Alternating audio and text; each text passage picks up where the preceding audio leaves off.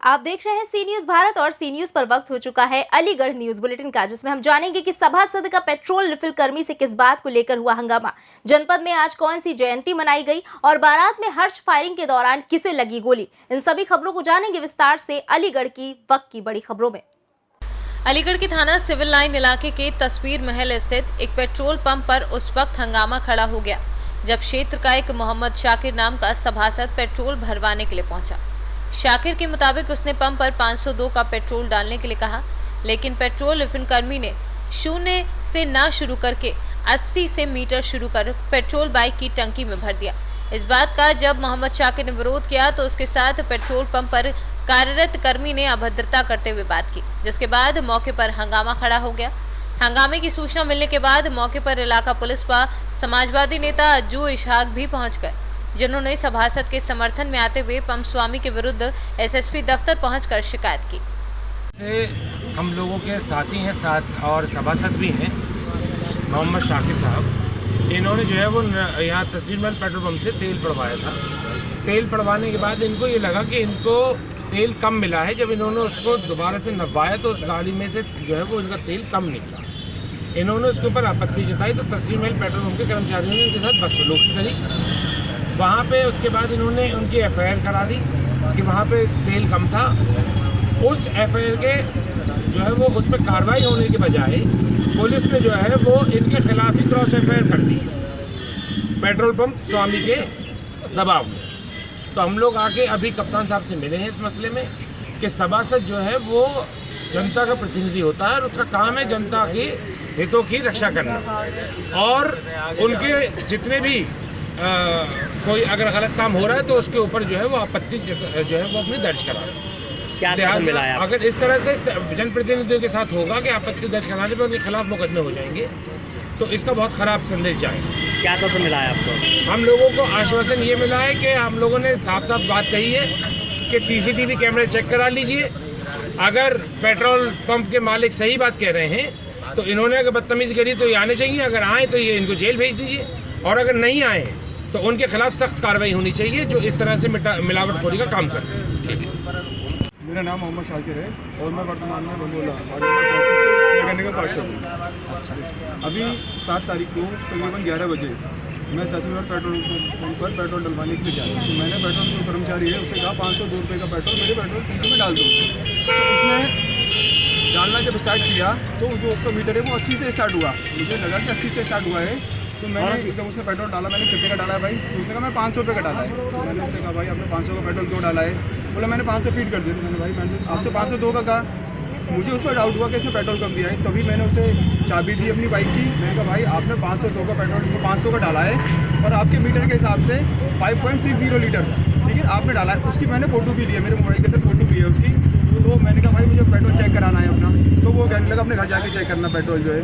मैंने कहा भाई घर जाके चेक करूँगा, मान लीजिए उसमें कम निकला पेट्रोल तो फिर आप यकीन थोड़ी ना करोगे। मैंने कहा मुझे यहीं चेक करना। मैंने अपनी गाड़ी वहीं साइड से खड़ी कर दी। जब उसने बड़ी मुश्किल से जाके वो कट्टी लेके आया तेल नापने वाली, उसमें से निकाला उसने, तो वो एक कट्टी भरी उसमें 5 लीटर वाली जो है। तो मैंने कहा भाई ये 5 लीटर। बोला नहीं इससे नहीं नपेगा पेट्रोल जो है आपका। उसने फिर आपने उसका कोई वीडियो वगैरह बनाया तो क्या बोला है? मेरे वीडियो है, उसमें पेट्रोल हुआ ही नहीं पूरा वीडियो। तो वहाँ पे एक सज्जन आते हैं जो आपसे क्या कहा था उसने? मुझसे क्या बोला, ये तू चोर है, तू बदतमीज है, तू जा यहाँ से, तेरे जैसे बहुत सारे लोग आते हैं। जिसका मुझे बुरा लगा कि मैं जनप्रतिनिधि हूँ और कोई मेरे साथ ये कर रहा है। जब जनप्रतिनिधि के साथ ये हाल है तो आम जनता के साथ क्या करते होंगे पेट्रोल कर्मचारी जो है। आप इस टाइम कहाँ आए हैं? मैं स्वयं SSP साहब के पास आया हूँ और उन्होंने मुझे आश्वासन दिया है कि जो आपके खिलाफ कार्रवाई मतलब जो FIR हुई है। अलीगढ़ से सीनू संवाददाता संजीव शर्मा की रिपोर्ट। काशीराम की 87वीं जयंती के अवसर पर आजाद समाज पार्टी के पदाधिकारियों ने स्टेट बैंक के निकट स्थित अंबेडकर पार्क में एक विचार गोष्ठी का आयोजन किया। यहां विचार गोष्ठी में मान्यवर काशीराम के विचारों को लोगों तक पहुंचाने का संकल्प लिया, जिससे दलित समाज के लोग उनकी विचारधारा को मानकर देश को प्रगति की दिशा में ले जाने का काम करें। इस दौरान आजाद समाज पार्टी के जिला अध्यक्ष ओम प्रकाश मौर्य ने जानकारी देते हुए बताया कि आज काशीराम की 87वीं जयंती है और आजाद समाज पार्टी को भी 1 वर्ष पूरा हो गया है, जबकि इसी के उपलक्ष्य में आज घंटा घर स्थित अंबेडकर पार्क में एक गोष्ठी का आयोजन किया गया है। आपका मेरा नाम चंद्रप्रकाश मौर्य है, जिला अध्यक्ष आजाद समाज पार्टी। मौर्य जी, किस तरीके का प्रोग्राम आज अम्बेडकर पार्क में आपके द्वारा आयोजित किया है? आज हमारे मान्यवर काशीराम जी की 87वीं जयंती है और आजाद समाज पार्टी को बने हुए आज 1 वर्ष हो गया और उनकी 1 वर्ष होने में स्थापना दिवस का भी कार्यक्रम मनाया जा रहा है। अच्छा, तो आज किस तरह कौन कौन लोग मौजूद रहे और कौन लोग मौजूद रहे और क्या इस तरह? आज हमारे माननीय पूर्व मंत्री महेंद्र चौधरी जी और हमारे प्रभारी जी हैं हैदर अली जी और मीडिया जिला कमेटी है, विधानसभा कमेटी है और महिला के अध्यक्ष हमारी मुकेश कुमारी जी हैं। सभी लोग यहाँ पे उपस्थित हैं। किस तरीके का प्रोग्राम आज अम्बेडकर पार्क में हो रहा है? मेरा नाम मुकेश कुमारी है, आजाद समाज पार्टी की अध्यक्ष हूँ। आज हमारे माननीय काशीराम जी का जन्मदिन मना रहे हैं। इसी बाबत में हम सब इकट्ठे हुए हैं। काशीराम जी पैदल चल के अपना वो सबको जागरूक कर रहे हैं आजाद जी के निर्देश पे, और एक साथ पार्टी आज ही हो गए हैं, तो उसी कार्यकाल में हम चल रहे हैं। एक बस कविता में छोटा सी बोलूंगी कि रुतबा मेरे को तेरे संविधान से मिला, ये सम्मान भी मुझे तेरे संविधान से मिला, औरों को तो मिला मुकद्दर से मिला, हमें तो मुकद्दर भी तेरे संविधान से मिला। ना जिंदगी की खुशी ना मौत का गम, जब तक है हमदम जय भीम कहेंगे हम। नारी को सम्मान तेरे संविधान से मिला, ना भूल पाएंगे हम तब तक जय भीम बोलेंगे हम। सर समाज की नारी से कहूँगी एक ही बात, निकलो अपने घरों से बाहर, तब तक बेटियों पे न रुक पाए अत्याचार, उठो और जागो और बेटियों को बचाओ। ये मेरा कहना है कि सभी महिला से, सब समाज की महिला से कि उठो जागो और अपने अधिकारों के लिए लड़ो। मेरा नाम हैदर अली खान असद है, आज किस तरीके समाज पार्टी का मंडल प्रभारी। आज किस तरीके का प्रोग्राम आज अम्बेडकर पार्क में हो रहा है? ये प्रोग्राम इसलिए हो रहा है कि जो माननीय काशीराम जी ने जो आज जन्म तिथि है उसको हम 87वीं जयंती मना रहे हैं। उन्होंने जो बहुजन समाज के लिए काम किया था उनको हम उजागर रहे हैं और लोगों को जगा रहे हैं कि माननीय काशीराम जी अपना अधूरा छोड़ गए हैं, उसको हम पूरा करें। उन्होंने दलित की, शोषित की, वंचित की, पिछड़ों की और माइनॉरिटीज के लिए जो काम किया है वो जो अधिकार छोड़ गए, उसके लिए हम लोगों को जगा रहे हैं और श्री काशीराम जी के सपनों को साकार करें। अलीगढ़ से सी न्यूज संवाददाता संजीव शर्मा की रिपोर्ट।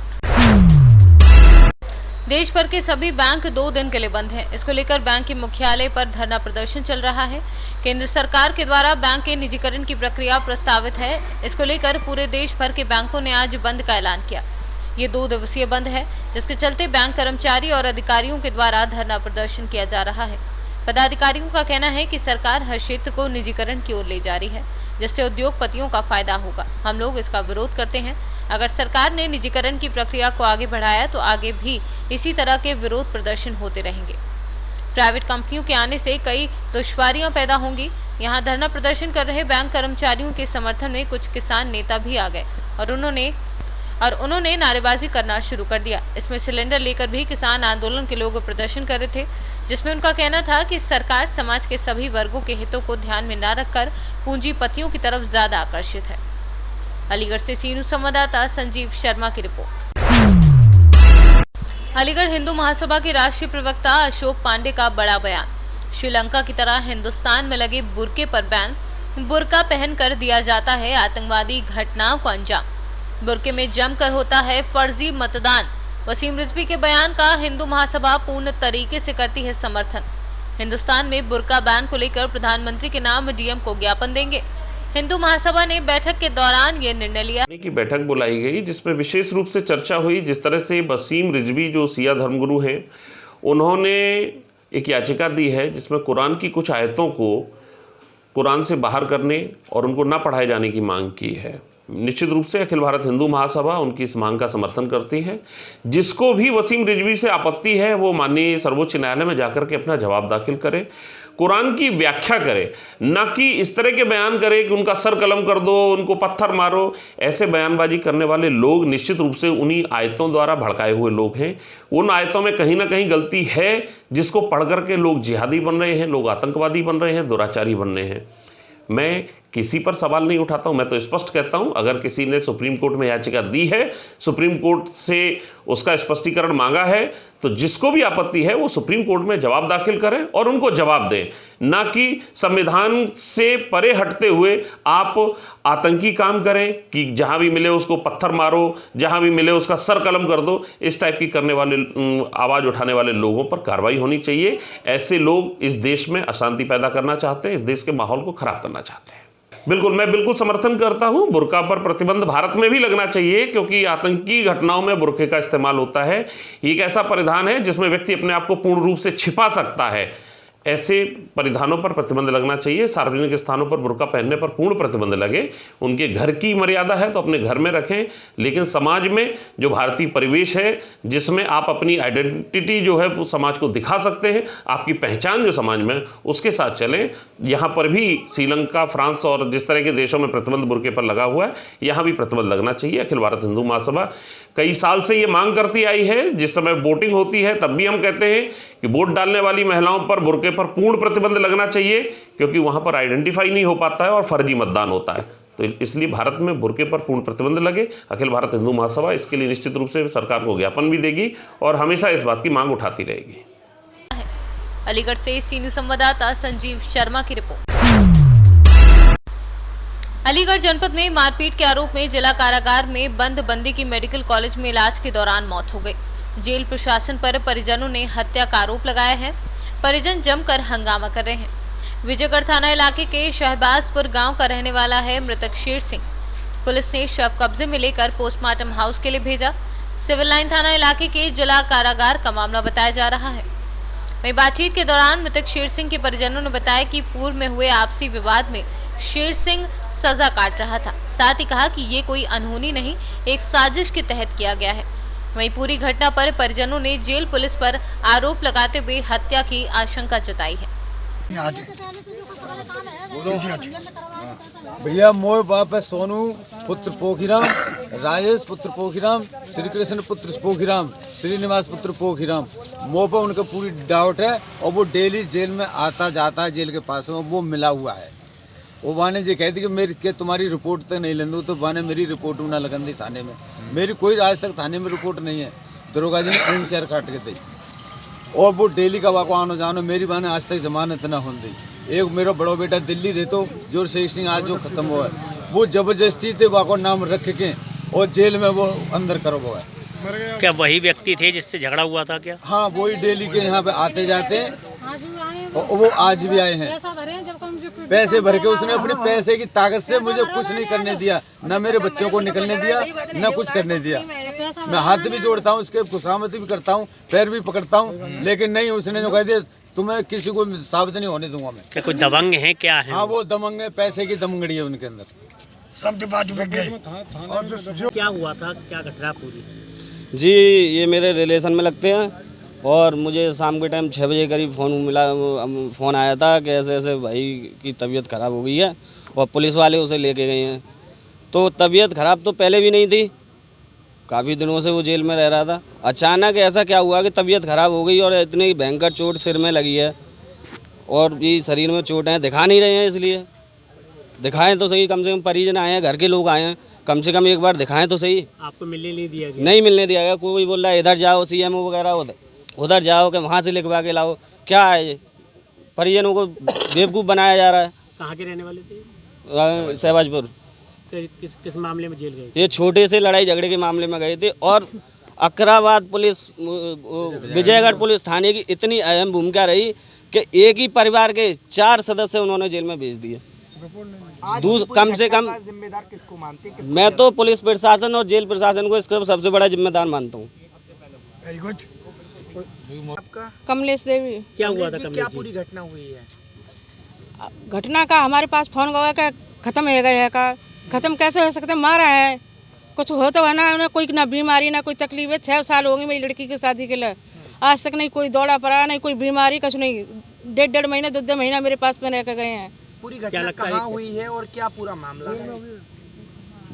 जेल में ही खत्म कर दे, मारे हैं ना है का मरे थोड़ी ना, मारे हैं 2 महीना 5 जनवरी से भए हैं। किस मामले में गए? लड़ाई झगड़ा में गएंगे। कितने लोग गए थे उसमें? 4 बेटे, 4 है, चारों बेटा है का बंद कर रहे हैं उन्हें। तो आपको किस वक्त कितने बजे सूचना मिली इस बात को आपको मेडिकल लाया गया? किसके द्वारा मिली है? मुझे तो समझी ना है का फोन करो मेरे पास। अच्छा, क्या पूरी आशंका है जेल से रिहा होने के बाद एक इतनी बड़ी घटना का हो जाना? किसको आरोपी मानते हैं? यहाँ तो हुआ ही नहीं था, भाई रिहा तो भैया ही ना है, जेल में ही है। जेल में ही मार मूरी के जब मेडिकल में डाले गए हैं, जो हुआ जेल में मार के डाले गए हैं। किसी पे शक है आपको? किसने ये पूरी घटना को अंजाम दिया? अरे जो तो वो वहाँ रहे होंगे, जेल है का भी नहीं मारे होंगे, और को मारे को है का जेल प्रशासन के ऊपर पूरी जिम्मेदारी है। बिना की जिम्मेदारी हुई, बिना खत्म। होगी तकरीबन 27 साल की उम्र होगी। क्या नाम है आपका और क्या पूरी घटना हुई है? मेरा लालाराम नाम है, मेरा बेटा शेर सिंह है। वो जेल में बंद है, 4 बेटे थे, झगड़ा हो गया था 11 दिसंबर को, और जब से चारों बेटे मेरे जेल में बंद हैं। उनको 5 जनवरी से और जेल में ही, और मुझसे 6 बजे फ़ोन गया है अचानक मेरे बेटे का, दूसरे नंबर वाले का, पापा जी ऐसे ऐसे बात है, शेर सिंह भाई को पुलिस वाले मतलब मेडिकल ले गए, और न मालूम जो पेशाब करके आया, न मालूम बता रहे थे कि उसके चोट लग गई है और पता कुछ नहीं है क्या है। तो क्या पूरी घटना हुई है? जेल में आप रहने के बावजूद क्या ऐसी घटना हुई? अब तो यहाँ जेल फिर 10 मिनट बाद दोबारा से कॉल गई है कि तुम्हारा बेटा मेडिकल में ख़त्म हो गया है। क्या लगता है जेल के अंदर क्या कुछ हुआ है? कुछ जानकारी है? नहीं, मेरी कोई जानकारी नहीं है जेल के अंदर। क्या नाम था उसका? इस बेटे का नाम शेर सिंह है। नहीं, आपको क्या आशंका है? जेल के अंदर एक हादसा हो जाना, क्या कुछ कहना चाहेंगे? अब सब मुझे कोई पता नहीं लग रहा है जेल में, तो मतलब जेल से तो सही निकला है। बेटे ने बताया कि पुलिस वाले सही ले गए यहाँ से, और यहाँ से 10 मिनट बाद ही मतलब बता रहे कि तुम्हारा बेटा थाने में खत्म हो गया, जेल में खत्म हो गया। नहीं तो जेल से रिहा होकर जेल से निकाल के लेके आए, मेडिकल में बताया कि मेडिकल में पहुँचते पहुँचते खत्म हो गया। पूरे घटनाक्रम में किसकी आप कमजोरी मानते हैं? जेल प्रशासन की। अलीगढ़ से सीनू संवाददाता संजीव शर्मा की रिपोर्ट। अलीगढ़ जनपद के थाना क्षेत्र के वीरपुरा गांव में बारात चढ़ात में हुई फायरिंग में तब चीख पुकार मच गई जब शादी समारोह में हर्ष फायरिंग के दौरान लगी महिला को गोली। गंभीर हालत में महिला को मलखान सिंह इमरजेंसी में लाया गया। आरोपी घटना के बाद मौके से फरार है। पुलिस जांच पड़ताल में जुटी हुई है। नाम है आपका? मेरा सोनपाल। सोनपाल, कहाँ रहते हो? वीरपुरा। ये कौन है तुम्हारी? मेरी भाई की घरवाली। अच्छा, क्या हुआ है इनके? कैसे चोट? गोली लगी इनके। कैसे? बारात देखने के लिए गई थी, उसमें लगी। कहाँ पे बारात आई थी? किसकी बारात आई थी? वीरपुरा में अमर सिंह राठौर के यहाँ पर बारात आई थी। अच्छा, हिसल के ने मारी थी। हिसल के सरुआ के ने मारी थी। सरुआ का हलवाई। अच्छा, मारी थी। तो वो क्या कर रहा था? वो फायरिंग कर रहा था, उसने मारी थी। फायरिंग में लग गई है उसकी गोली। तो शादी में फायरिंग कर रहा था वो? जी। क्या नाम है इनका? सुमन। अच्छा, तो इसकी सूचना आपने पुलिस में करी है? जी। कौन सा थाना है? गवाना। अलीगढ़ से सीनू संवाददाता संजीव शर्मा की रिपोर्ट। अलीगढ़ मनमोहक झांकियों और बाल रूपों ने मोहा सभी का मन। पग पग पर हुई फूलों की बरसात। श्री मंगलकारी बालाजी महाराज मंदिर ट्रस्ट एवं सेवाकारों द्वारा 15 मार्च को महावीरगंज स्थित हनुमान मंदिर से महामंडलेश्वर स्वामी श्री पूर्णानंदपुरी जी महाराज के सानिध्य में विशाल शोभा यात्रा का आयोजन किया गया, जिसमें दर्जनों झांकियों को सुनियोजित तरीके से सुसज्जित करके ढोल नगाड़ों बैंड बाजों के साथ भगवान के गगनचुंबी जयकारों के साथ निकाला गया। चारों ओर केवल जय श्री राम जय हनुमान के जयकारों से वातावरण भक्तिमय व आस्था से परिपूर्ण नजर आ रहा था। महाआयोजन के प्रारंभ में शोभा यात्रा के मुख्य डोले की महामंडलेश्वर स्वामी श्री पूर्णानंदपुरी जी महाराज, गौरव शास्त्री, पंडित रवि शास्त्री, पंडित ऋषि शास्त्री, अलीगढ़ के द्वारा विधिवत श्री बालाजी महाराज, भैरव बाबा, शनिदेव महाराजा की पूजा अर्चना कराई गई। इसके पश्चात महाआरती करने के उपरांत समिति के समस्त पदाधिकारियों ने मुख्य अतिथियों को माल्यार्पण कर स्मृति चिन्ह भेंट कर स्वागत किया।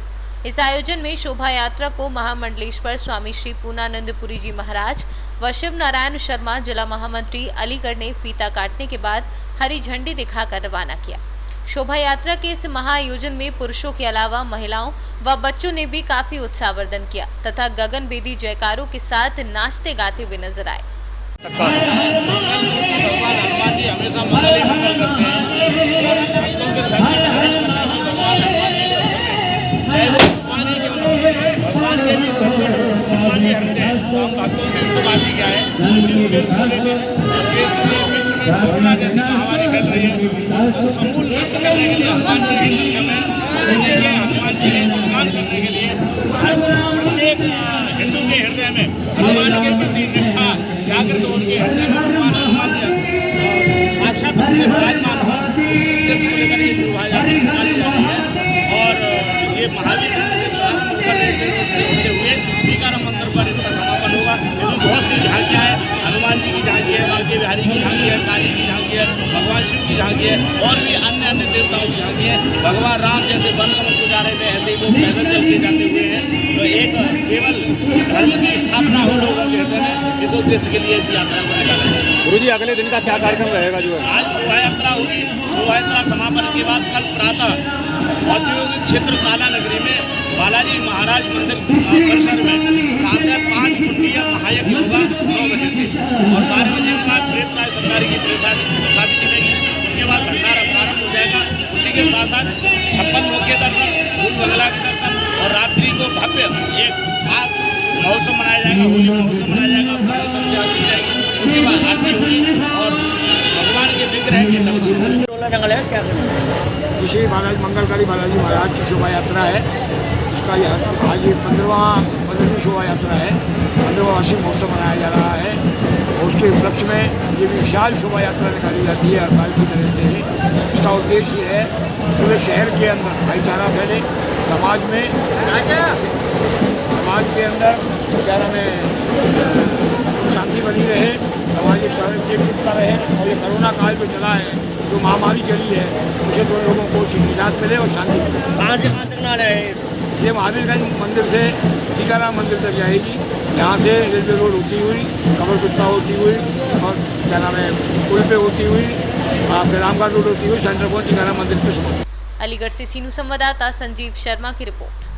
इस वक्त की अलीगढ़ न्यूज बुलेटिन में बस इतना ही। देश दुनिया की बाकी खबरों के लिए बने रहिए सी न्यूज़ भारत के साथ।